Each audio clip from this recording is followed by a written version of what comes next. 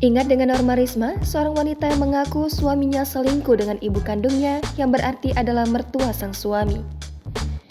Norma Risma jadi sorotan usai menjadi korban dugaan perselingkuhan suami dan ibu kandungnya.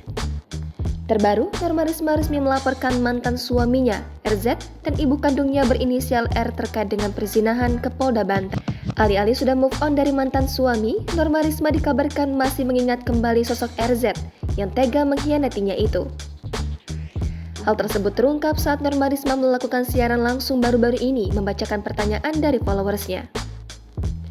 Sendiri banget ya, kata Norma Risma membacakan pertanyaan warganet saat siaran langsung belum lama ini. Secara spontan atau keceplosan menyebut dirinya masih ingat mantan suaminya. Ingat gitu tiba-tiba, ungkap Norma Risma. Ingat apa? Sahut temannya. Ingat dia. Mantan suami? Tuh kan keceplosan, ya ingetlah, seru Norma Risma.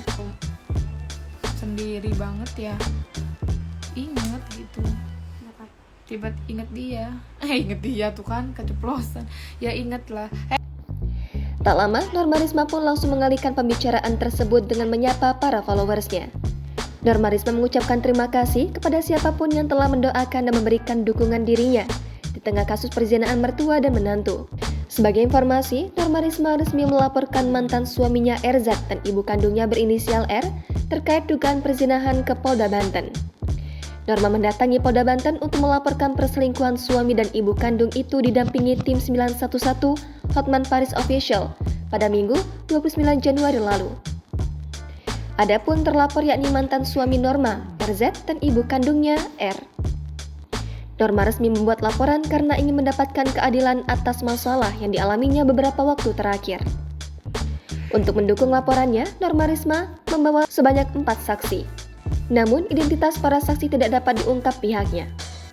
Sebelumnya, RZ sudah lebih dulu melaporkan mantan istrinya NR ke Polda Banten dengan tuduhan dugaan pencemaran nama baik. RZ merasa dirinya telah dirugikan atau dicemarkan namanya atas narasi yang diviralkan di media sosial oleh NR. Jangan lupa subscribe, share, komen, dan like ya!